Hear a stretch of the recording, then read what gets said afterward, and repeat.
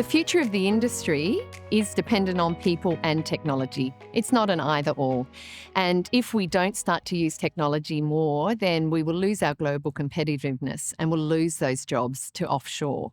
So it's a really important part of keeping those jobs and growing the industry to have technology in Australia. We shouldn't be afraid of it.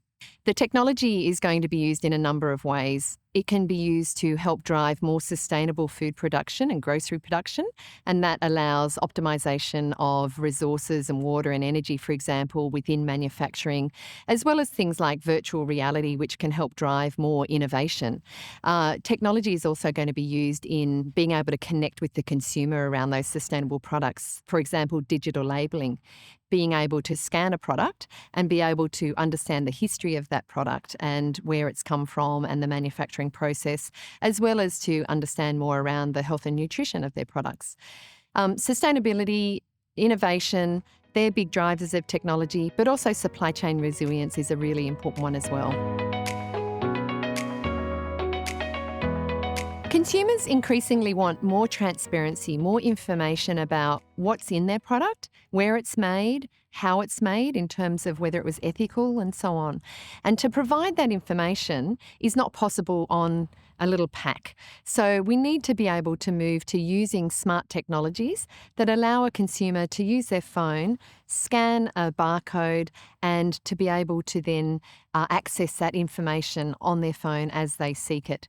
That requires a lot of change within the industry. We can't use the existing barcodes, the vertical lines that people are familiar with, because that doesn't store that amount of information. So we need to move towards QR codes, different types of digital labelling, and that requires standardisation across the industry and working in collaboration with supermarket retailers to do that.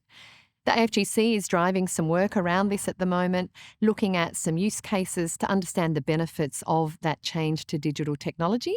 And then we'll be looking at having more of a conversation with governments because there are regulatory requirements to putting information on pack, and we need to have a conversation around how do we meet the consumer need for more information more effectively by moving some information into a digital world.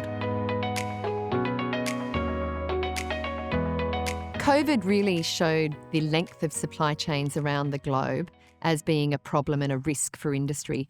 And so since then, we've seen a number of businesses look at how they can diversify their supply chains, how they can bring more elements onshore, and how they can have shorter supply chains. Also looking at how they can better use technology to improve that flow of product across the supply chain from the farmer to the manufacturer, right through to the retail store and then to the consumer. And so by having better use of information along that supply chain, better analytics, that leads to a lot less risk around supply and demand matching. And a lot of people would be surprised to know that there is still a lot of manual process across a supply chain.